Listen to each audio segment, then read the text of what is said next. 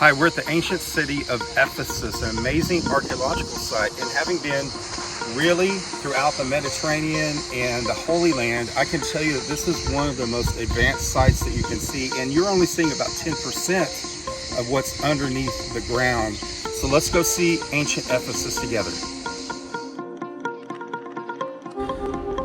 Ephesus was the most important city in Western Asia Minor, which is modern-day Turkey, in the New Testament times. In fact, it was called the Mother City of Asia.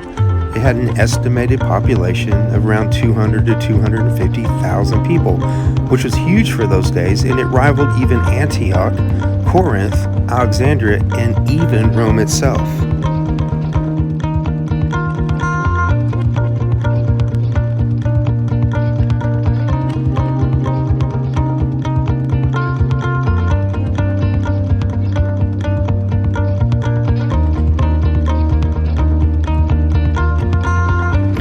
Its wealth and importance came from its location. It was situated on an inland harbor linked by a canal to the river Cayster, which flowed into the Aegean Sea. And it was at the crossroads of major trade routes, so it was an extremely important commercial center. In fact, the largest trading center in Asia Minor, attracting people from all over the world. Strabo, the Greek philosopher, historian, and geographer, called it the greatest emporium in the province of Asia Minor. So why Ephesus? Why did Paul come right here? Well, it was a crossroads in the Roman Empire, right? So in the Eastern Mediterranean, it was a funnel where all the supplies, all the goods came from across the Mediterranean. They would come here to Ephesus, they would be unloaded, they would be sold and bought here, but also they would move on across Turkey, the mountainous country of Turkey, into Syria, and ultimately through the Middle East.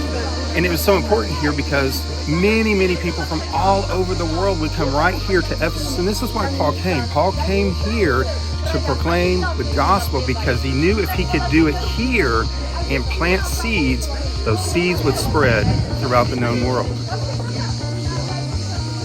Ephesus was a modern city for its time, with public baths and latrines and many upper-class homes with beautiful frescoes. But the city's greatest claim to fame didn't lie in the realm of business or economics, but in religion through the Temple of Artemis. Just roughly 100 years after Paul came here to Ephesus, they were starting to build churches in the name of Jesus Christ.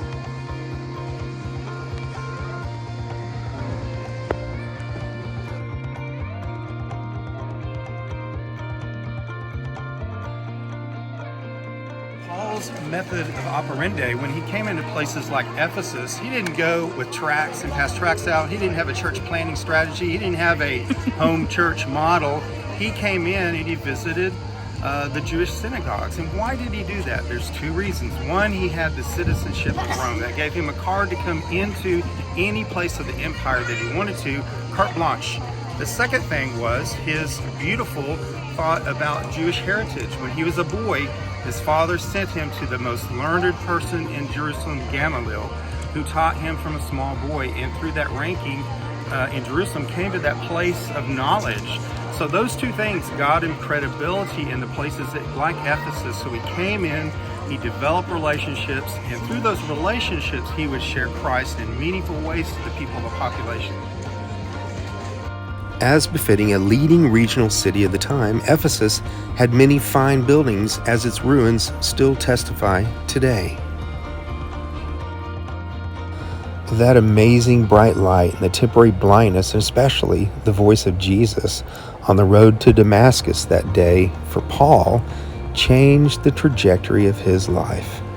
And as I walk these streets in Ephesus, I can't help but think what it must have been like for Paul to walk these very same streets, not knowing anybody in a lonely town, and his only desire is to tell others about the exact same experience that he had and how their life can be dramatically changed by a renewed relationship with this man named Jesus, the only one and true God.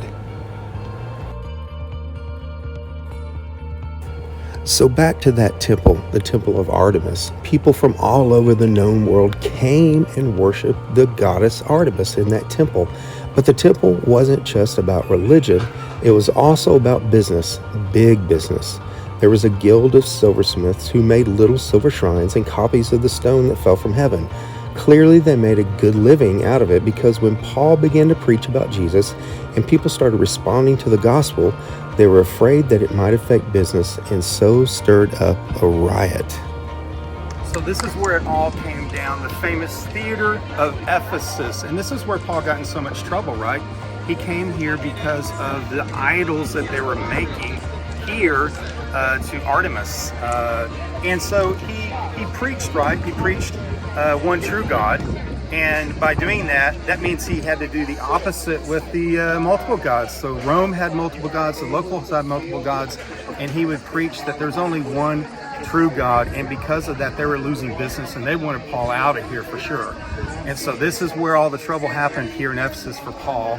Amazing theater, one of the best theaters I've ever seen, Roman theaters in the ancient world.